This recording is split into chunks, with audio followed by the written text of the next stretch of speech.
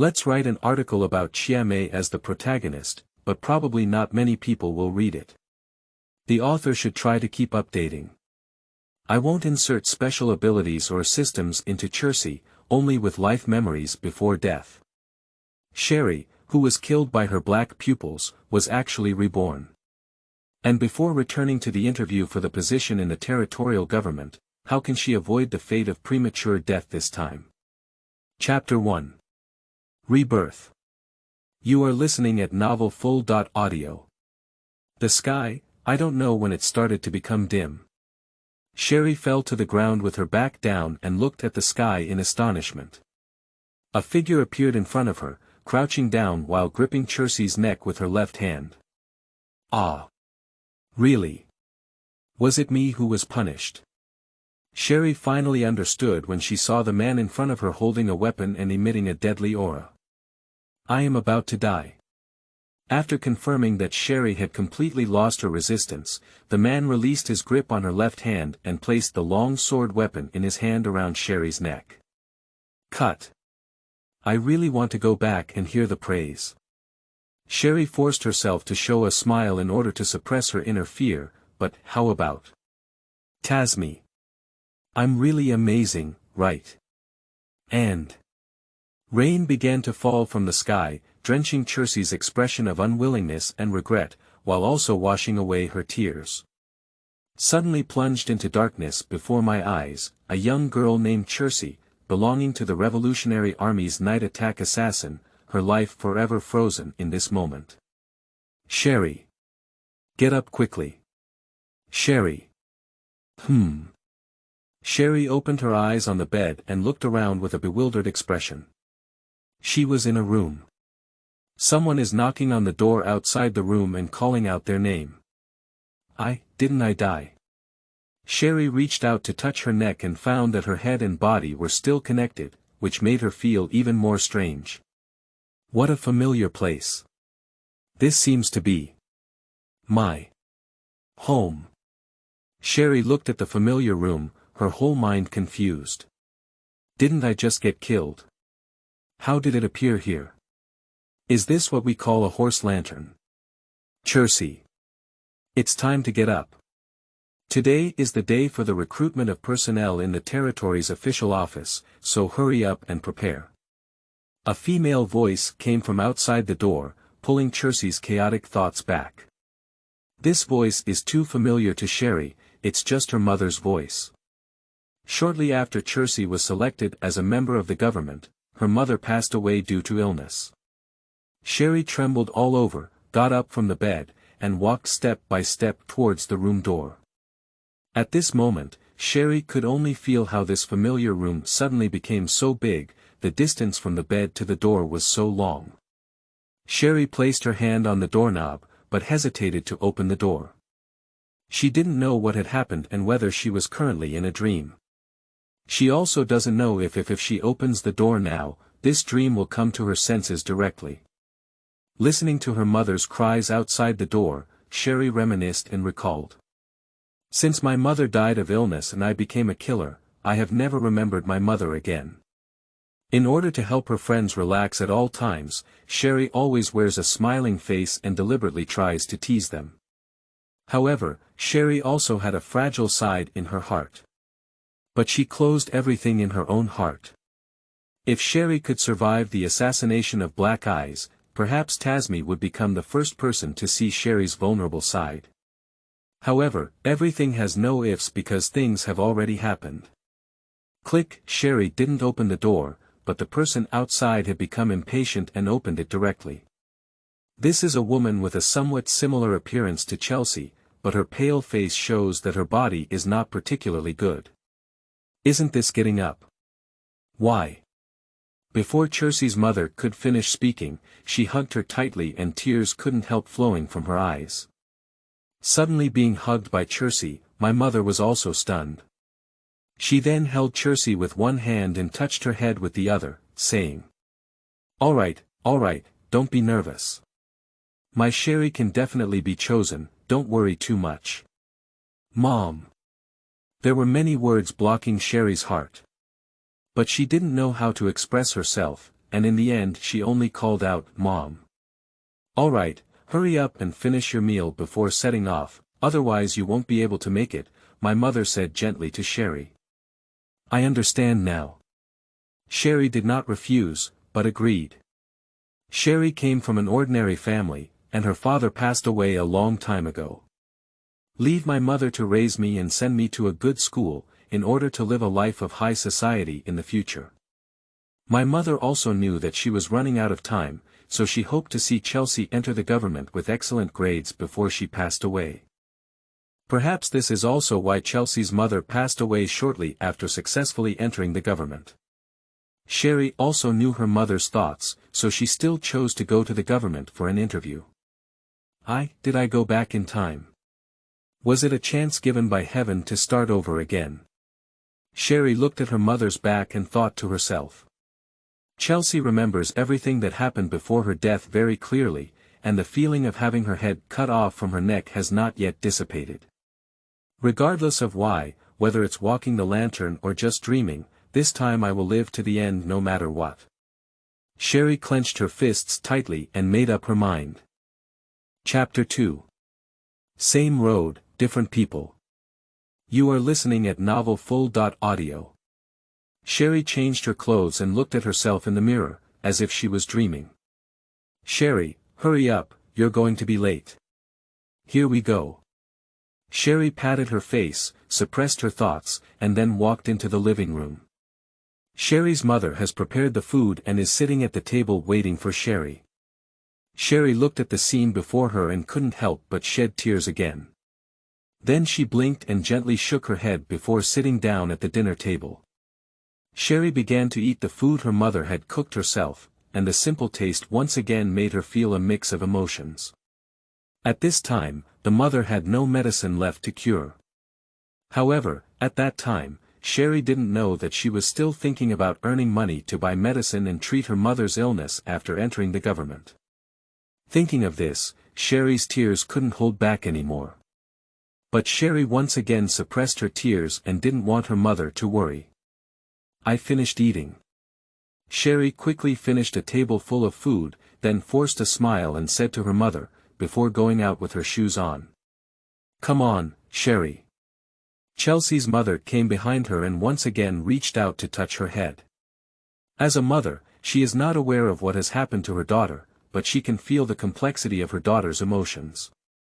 I will definitely succeed. Chercie exclaimed loudly, then opened the door and walked out of the house. Mom. Cherie stood at the door, with her back to the door and her hand gently resting on it. After a while, Chercie walked with firm steps towards the direction of the government office.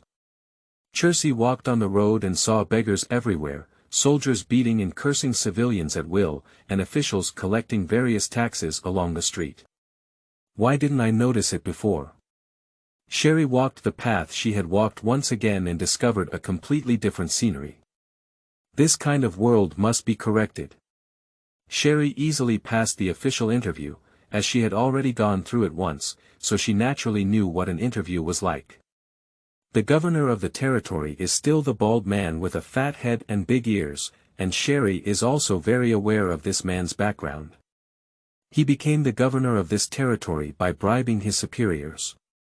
After becoming the governor, he reaped all the losses from bribing his superiors among the civilians in his territory. And he also runs a hunting ground within his territory, but there is not a single beast in the hunting ground, only a group of naked civilians. Cherie looked at the man in front of her and wanted to kill him now. But she is very clear that she cannot do it at all with her current self. At least you need to hold your ground until you get the Emperor's tools and become comfortable, Gaia Foundation make. Up. Cherie was walking home, constantly thinking about her next actions.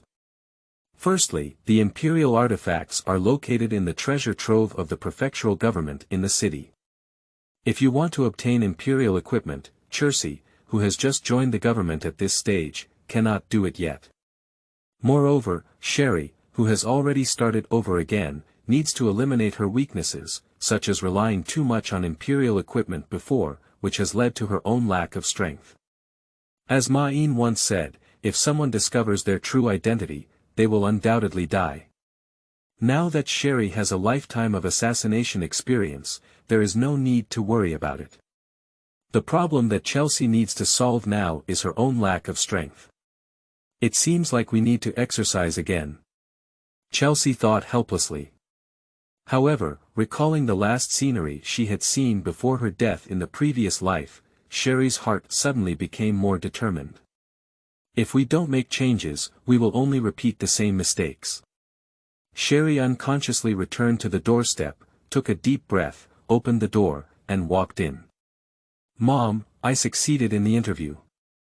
The next day, Cherie packed her luggage and said goodbye to her mother. The position interviewed by Chercy is similar to that of an assistant to the governor, so she needs to stay in the governor's office. "Cherie, you should take good care of yourself, okay?" Cherie's mother continued to smile gently. I will. I will take care of myself."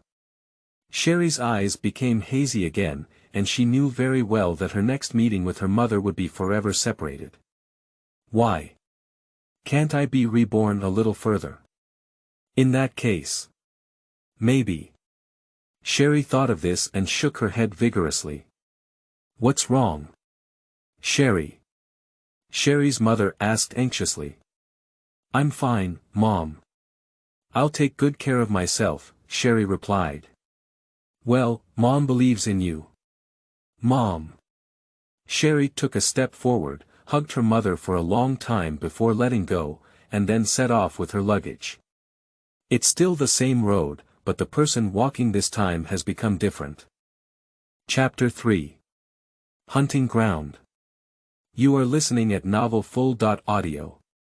Just like the previous life, Chelsea used the same way to work in the Imperial Palace. Even the content of her work was the same as that of the previous life. As the information communicator of the governor, although Chercy felt helpless in her daily actions, she knew that with her current abilities, she could not achieve anything. We can only temporarily gain the trust of the governor before proceeding with the next actions. Sure enough, it's still this room, Chelsea muttered to herself as she looked at the room in front of her. Although she didn't know the reason, Cherie still remembers everything that happened in her previous life clearly. There were some things that she couldn't remember clearly in her previous life. Cherie sat on the bed in the room and began to reminisce about the past life. After killing the governor, he joined the Oberg Assassination Society hired by the Revolutionary Army at the time and became an apprentice of the instructor, Barbara Oberg. At that time, due to poor physical fitness and the power of God's equipment, I only learned reconnaissance and assassination techniques, and did not learn combat skills. Thinking of this, Cherie couldn't help feeling very regretful. Oberg's ability to assassinate the organization is very strong, at least surpassing the level of the 4 ghosts of the Rakshasa in the Imperial Fist Temple. The reason why Oberg's members are so strong is because most of them have mastered the ability to lift the limiter. However, what is this ability about? Since a small long-distance run was already enough for Cherie at the time, she didn't have much understanding of this ability at that time. By the time Chercy's stamina had risen, Barbara Oberg had already died in battle with the Imperial assassination team, and even the entire Oberg had been destroyed by the Imperial regiment. At least this time, we won't repeat the same mistake. Cherie clenched her fists and said with a firm expression. Cherie has decided to start exercising her physical fitness from tomorrow. Before encountering Barbara, one must be able to keep up with her basic physical strength. Okay. Work hard. Keep going. Chercy shouted from the room. And then the next day. Chelsea overslept. It seems that in order to change her habits, Cherie still needs a little more time. Unconsciously, it had been about 10 days since Chercy entered the governor's office. During these 10 days, in addition to her daily work, Cherie finally successfully began physical training. However, physical training is all done in the room, just some basic movements. Since Chercy has only been in the prefectural office for 10 days, if she goes out for a run every day for no reason, other people inside the office will definitely find it strange. After all, Cherie works as a civil servant, not a guard or similar position. The main task of Chercy now is to work well and gain some trust from the governor. In this way, I can have a chance to contact Dikigaya Foundation make up which is now in the treasure house. However, as she is now living a heavy life, everything she sees now makes her feel very uncomfortable. Especially when going to the hunting grounds within the territory with the prefect and others. Run quickly. Run quickly for the governor. The prefect commanded several of his subordinates, waving his whip and continuously hitting the 8 civilians who had been stripped naked. The civilians immediately scattered and fled, while the governor excitedly picked up his long sword and drove his horse to chase after them. Any civilian caught up by the governor will without exception be stabbed in the body with a sword and thrown aside like garbage by the governor. Ha ha ha. Run faster. Livestock. The excited shouts of the governor and the cheers of his subordinates. Cherie looked furious, but she knew she couldn't do anything now. I'm sorry. I'll take revenge for you, Chercy could only silently recite in her heart. Hoo. It's really great. After piercing the last civilian with the long sword in the hand of the governor, he immediately exhaled and looked towards Chercy not far away. The person we recruited this time has a good psychological quality, so it seems there's no need to change people for now. The prefect looked at Cherie, whose face remained unchanged, and thought with satisfaction. Chercy's current position has also been held by 2 women before. But without exception, both of them were scared and shouted loudly in the hunting ground, eventually becoming members of the livestock in the hunting ground. Hoo. The little face looks pretty good. In another year or 2, let's include her in the concubine. The prefect looked at Chercy and thought to himself. Speaking of which. What did I think when I saw this scene before? Chercy didn't know what the governor was thinking at this moment. She looked at the 8 civilian corpses on the ground. I was thinking about what kind of mood I had when I saw this scene in my previous life. I will definitely seek revenge for you, I promise. Chercy silently recited in her heart again, and then drove her horse behind the prefect and others. Cherie can only hold back now and wait for the day when the opportunity arrives. Chapter 4. After the funeral, the Emperor's Utensil summons. You are listening at Novel Full.audio. Who? Cherie finished her day's work and returned to her room to rest. Cherie sat on the chair and then removed the weight hanging from her legs and arms. I'm really tired of carrying this thing day by day, Chercy murmured softly. Due to the inability to go for a run directly and the limited training in the room, Cherie decided to increase her own weight to carry out her daily work. This training method was learned from the training of Tasmi and others. Tasmi. Suddenly recalling Tasmi's face, Chercy came to the window and opened it, looking up at the pitch-black night sky. Tasmi. Should still be in his own village now. After joining the night raid, Chercy also learned about some of Tasmi's past. At the same time, in the process of getting along, I was attracted by Tasmi's personality. This time, you can't escape. Quickly, 10 more days have passed. Just like the situation encountered in the previous life, the prefect gradually let go of his guard against the hard-working Cherie and began allowing her to do more and more confidential work. However, Cherie did not feel happy. As the days passed as she entered the prefectural office, she also knew that the moment was about to come. My mother is already critically ill and cannot be cured even with medication. Cherie, who has been through a lifetime, already knows this result. There is nothing more uncomfortable than knowing when someone important to oneself will die. In her previous life, Cherie was unaware and did not see her last face until her mother's death. But in this life, Cherie took a day off and went home the day before her mother's death. You're back. Cherie's mother saw Cherie suddenly returning home and still spoke in her gentle tone on the bed. Mom. Cherie's tears flowed again, and in her previous life, her mother lay alone in bed and died. Just to prevent myself from knowing about her condition. Mom. I will be with you. Cherie knelt in front of the bed and reached out to grab her mother's hand, whispering softly. Cherie's mother opened her mouth to say something, but in the end, she didn't say anything and just nodded. Cherie quietly accompanied her mother on the final journey. This time, my mother did not leave alone. Chelsea held a funeral for her mother alone, and she looked at the words on the tombstone and said to herself, "Mom, the path I will take next may go against your ideas. But I will still choose the same path, only in this way can more people be saved." Cherie bowed solemnly to her mother's tombstone before resolutely turning around and leaving. "This time, I will definitely come back alive." Chercy returned to the governor's office and began working and training day after day. Soon one night, while training in the room, Chercy seemed to be summoned and began walking towards the treasure trove of the prefect's mansion with an oil lamp.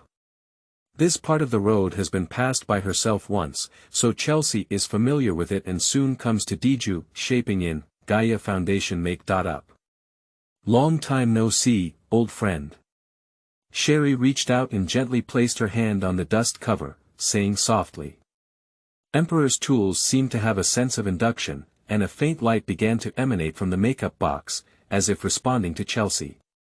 "Wait for me, I'll be back soon to pick you up."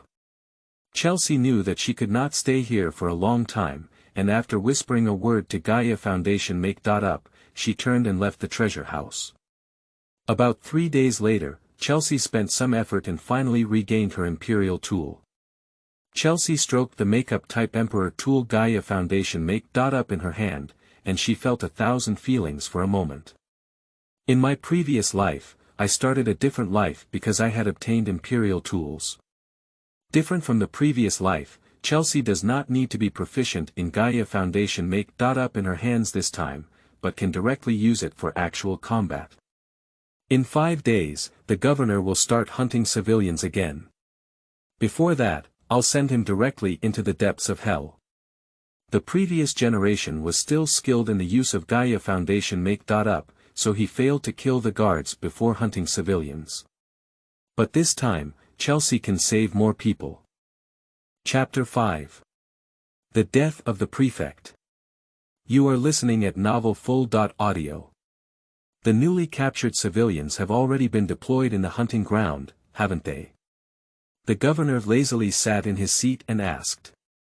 Returning to the governor, everything has been arranged and we are waiting for you to go. The subordinate kneeling on the ground replied flatteringly. Well done, you go down, the governor waved his hand and said. Yes. The subordinate did not stop, but left straight away. The eunuch rose from his seat and immediately came to the French window, looking out into the street. This territory was established halfway up a mountain and was originally only used as a trading market for ore extracted from the mountain. Later, it gradually developed into a small city. Due to being built halfway up the mountain, there is only one mountain road to enter and exit this city, which is now fully controlled by the prefectural office. This is also why even if civilians are oppressed by the prefects, they do not move out with their families, because they simply cannot escape. The trade of the entire territory is also controlled by the governor, so no one can escape here through transactions. If the number of civilians within the territory decreases, the governor will use his power and deception to bring the civilians from outside into the territory, becoming fresh blood to enrich his own pockets. Here, I am the king. No one can resist me, the governor thought to himself. Your Highness, the people are ready, a servant walked in and knelt respectfully behind the prefect. Okay, I'll go over now. The prefect nodded and then followed his followers outside. This governor also has a special interest, which is to engage in outdoor battles in a backyard of the governor's office, abbreviated as field battles. Women are also randomly recruited from their territories, and these people usually choose to comply under the pressure and temptation of the governor. This time, the woman's family was also sentenced to death by the governor on unfounded charges, in order to threaten the woman to be obedient. The governor followed his followers to the backyard, where there was a small open space in the middle of the flower bed, and the woman sat quietly there. Step back, remember not to let anyone disturb me." The prefect waved his hand to the attendant and instructed. "I understand." After the attendant bowed, he left here. The governor followed the path and arrived at the open space in the flower bed. "It seems you're willing to listen," the prefect said with a sly smile. "As long as I can spare my family, I am willing to do anything," the woman whispered. "Don't worry, as long as you obediently listen to me, I will spare your family, and even you," said the governor. "Humph. That's so naive, woman. As long as I get tired of playing with you, I'll throw you and your family into the livestock farm together," the governor thought to himself. Just as the prefect was thinking, the woman stood up and took the initiative to hold him, then whispered in the prefect's ear. "Are you thinking? When you get tired of playing, you can throw this woman and her family together in your hunting ground. Right. Dot." The tone of the woman was completely different from what she had just said. This time, her tone was very cold and full of killing intent. This left the governor frozen in place, not because he couldn't resist. But it was Chercie's right hand, which had already accurately pierced the neck of the governor's neck with a needle. "There are probably many people looking for you in hell. Go down and make amends." Chercie released her hands and watched the prefect fall to the ground expressionlessly. Chercie took out another thin sword and cut off the head of the fallen governor, completing the final repair. At some point, the sky became dim again, and rain began to fall, hitting Cherie's weak body. At that time, it seemed like it was also raining. Cherie looked up at the sky, feeling the rain on her body, murmuring to herself. The governor was assassinated, and soon the new governor took office. Everything was the same as in the previous life. At the inauguration ceremony of the prefect, Chercie breathed a slight sigh of relief when she saw the new prefect. The time of assassinating the governor this time was much earlier than in the previous life, so Chercie was also worried that the newly appointed governor might not be the same person, but it seemed that her own worries were a bit unnecessary. It's time to keep moving forward. Cherie no longer watched the inauguration ceremony of the governor, but left the scene and came to her mother's tombstone. Next, Cherie will be far away from here, which means it will be difficult for her to come back and sweep her mother's grave. "Mom, I'm leaving here for a while. But I'll be back soon." Cherie knelt beside her mother's tombstone, carefully and meticulously cleaning it. After an hour, Cherie reluctantly stood up and bowed deeply to the tombstone again. After finishing these things, Chercie turned around and left here, once again stepping onto the dark Shura field. Chapter 6. Unexpected Encounters. You are listening at novelfull.audio. The sun slowly rises in the distance, and the beautiful sunshine dispels the darkness and begins to illuminate the entire earth. Yahoo! At a certain mountaintop, Cherie, who had been waiting for a long time, couldn't help but shout out towards the sun when she saw the sunrise in front of her. It has been 5 days since Chercie left her territory, and the time of assassinating the governor is much earlier than in the previous life. Therefore, Chercie planned to take a long detour to train before joining the Revolutionary Army. After enjoying the sunrise on the mountaintop, Chercie came down from the mountain and came to a small town at the foot of the mountain to provide supplies. Those who pass by, take a look. Take a look. Fresh fruits and vegetables. There are fresh caught fish here. Come and buy them. As soon as Cherie entered the small town, she heard various shouts on the road, and the residents of the town also walked on the street to buy things. The geographical location of this small town is relatively remote, and there is not much profit to be gained, so the officials who manage this small town are those belonging to the Imperial Conscience faction. In today's empire, only conscientious people would be willing to come to such remote and impoverished places. Cherie was also strolling around the small town, buying some things and finding a place to live in. There are many mountains near the town, which are perfect places for training, so Chercie plans to temporarily live here. After training, Chercie felt a significant increase in her physical strength, which filled her with confidence. However, due to her complete lack of combat experience, she still lacks combat effectiveness. For this reason, Cherie also used some of her previous life's experiences to create smoke bombs and the like for self-defense. Nevertheless, 3 days later, Cherie still encountered danger in the mountains. Wow! Why are you chasing me? Cherie ran wildly while shouting loudly at the things behind her. Roar! A dangerous species that looked like a leopard answered Chelsea's question with a roar. Cherie went to the mountains to exercise as usual, but this time she had the misfortune of encountering a primary dangerous species of mountain leopard. Chercie carried a dagger for self-defense, but when she saw the mountain leopard slap and break a big tree, she gave up the idea of fighting head-on and without hesitation turned around and ran. Cherie also tried to cross-dress with Diju Gaia Foundation make-up to escape, but this leopard seems to have remembered the taste of Cherie. It will find her no matter what she is disguised as. In the end, Cherie could only run away frantically in the hope of getting rid of this mountain leopard. It's over, it's over, it's over. I didn't expect that I had just made up my mind to exercise and was about to become a dangerous species of food on the plate. It's really unlucky. Cherie shouted as she looked at the approaching mountain leopard. Wow. Cherie accidentally stumbled and rolled on the ground a few times before stopping. The mountain leopard also stopped slowly upon seeing this, and gritted its teeth as it looked at Cherie, who was lying on the ground and unable to get up. Chercie didn't intend to sit idly by. She secretly took out her self-defense dagger and planned to launch a counterattack against the mountain leopard when it pounced. This was also her only chance. Unexpectedly, the mountain leopard did not pounce directly, but instead cautiously and quietly approached Chercie. At this moment, a figure emerged from the nearby forest. It was a young girl holding a spear, who jumped into mid-air and swung a shot from top to bottom at the unresponsive mountain leopard. At the same time as the girl landed, the mountain leopard was also cut in half by one of its shots. Hello.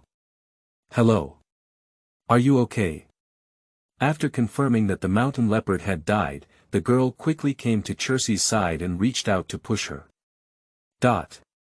Upon hearing the voice of a person, Cherie quickly stood up and saw the worried girl on the side, as well as the mountain leopard with its body broken in two.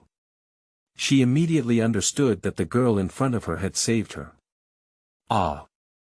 I'm fine, thank you for saving me.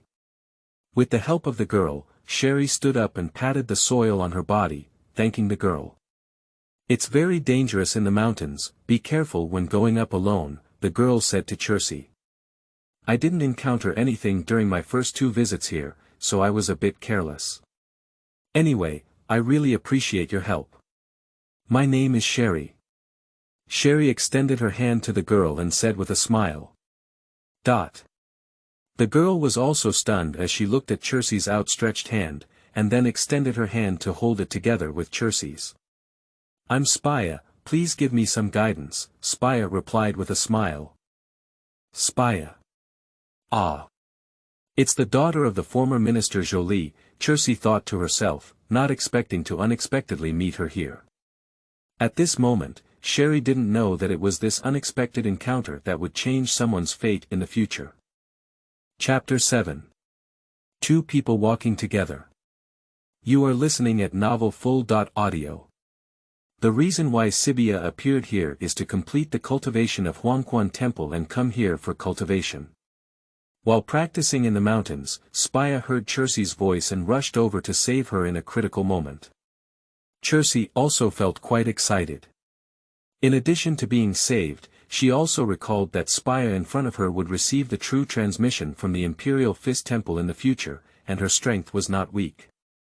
Unfortunately, in the end, Spia met the 3 beasts of the Estes army, all of whom were experienced Imperial envoys.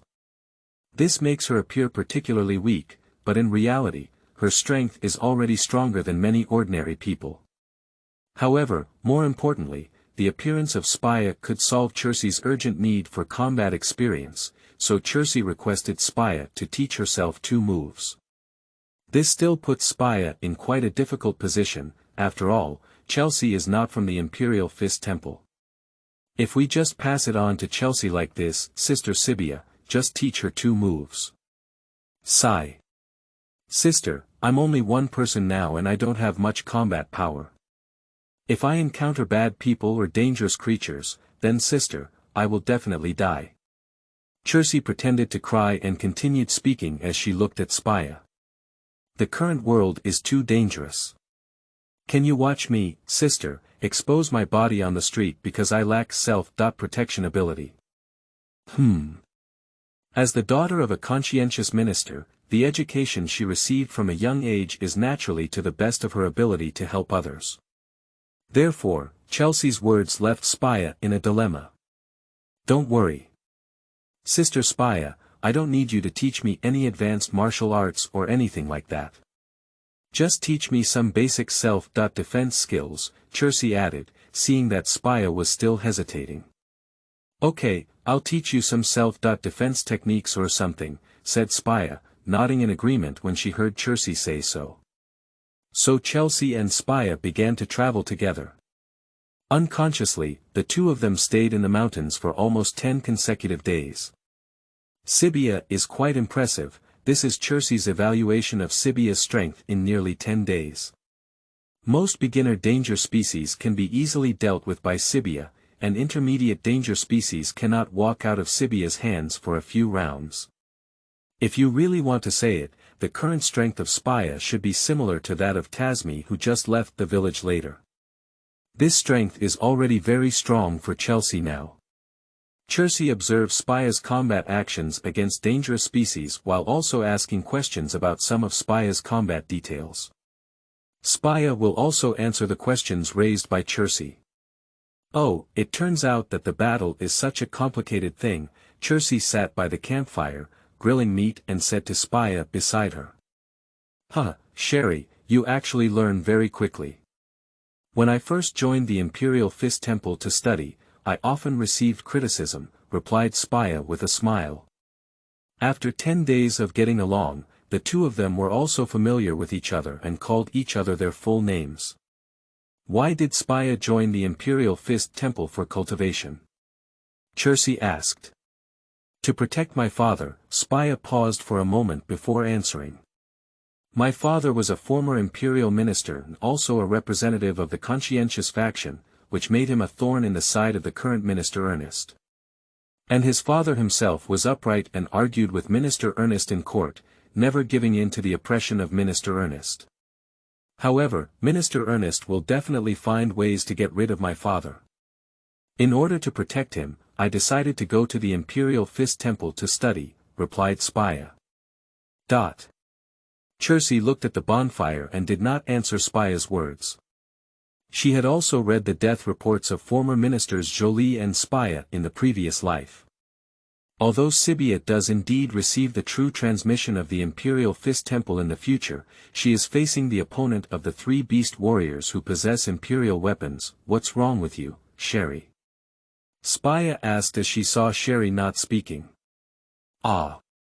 No, it's nothing, Cherie shook her head and said with a smile.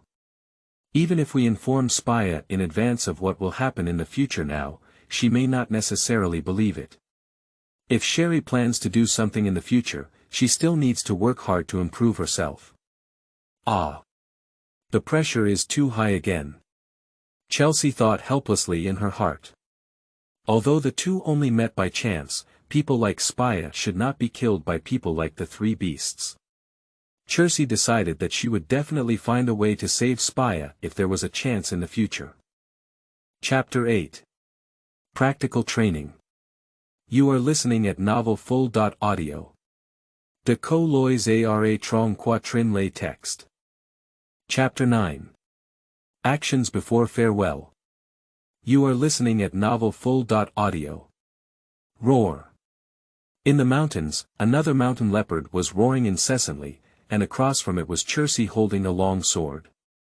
The mountain leopard rushed towards Chercie's position, and Chercie saw this and dodged the leopard's attack slightly. She then aimed a sword at the leopard's neck and slashed it.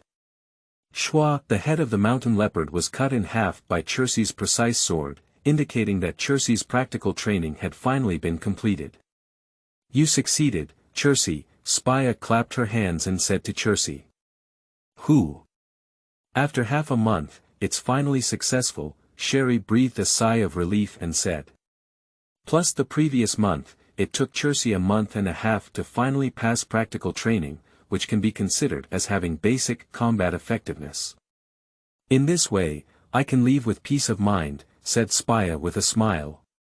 "Spia, won't you continue to walk with me?" Chercie asked. "My current cultivation is even more dangerous. If I bring Chercie with me, I'm afraid I won't be able to protect you," Spia explained after shaking her head. "Well, then there's nothing we can do." Chercie didn't say anything when she heard Spia say this, but picked up Spia's hand and said, "Before we part ways, let's find a place to eat." "Okay," Spia said happily. Chelsea and Spia returned to the small town, but to their surprise, the residents were a bit panicked, and there was still some chaos on the streets of the town. "Hello, may I ask what happened?" Chercie saw this and asked a small town resident. "Last night, a group of mountain bandits suddenly appeared, robbed money, and some girls left the town and ran into a nearby mountain," said the residents of the town. "Where's the local army? Didn't they send anyone over?" Spia quickly asked. Sigh. "The local army is all people who take money to do things, and the mayor has always disdained to collude with them.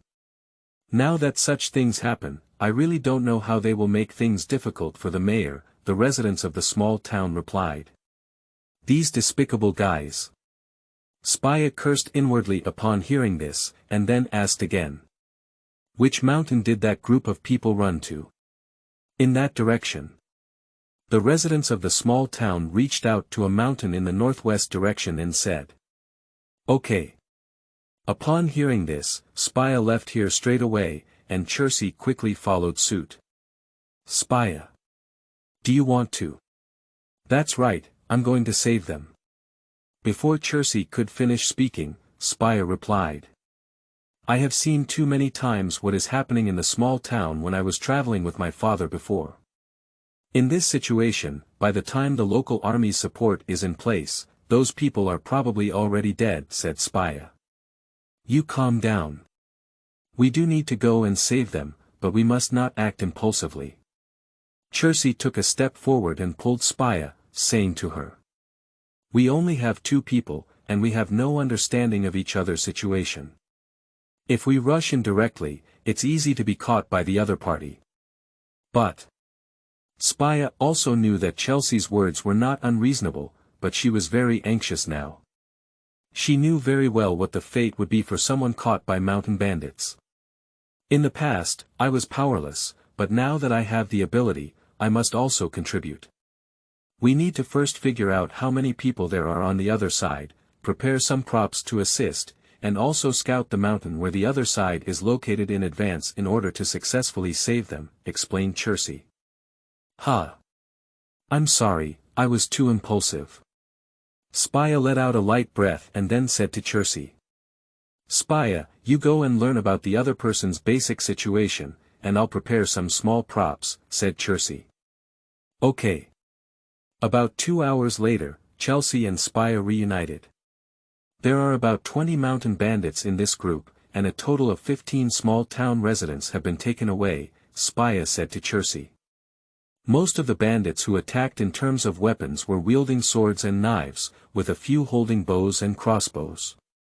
These 20 or so people are the ones who came down the mountain, so I don't know if there are any more people in the mountain. Cherie analyzed as she took out the things she had prepared in her bag. "These are some smoke bombs, we can use them as cover when encountering crowded situations. Then this is a small dagger that can be hidden and used when necessary."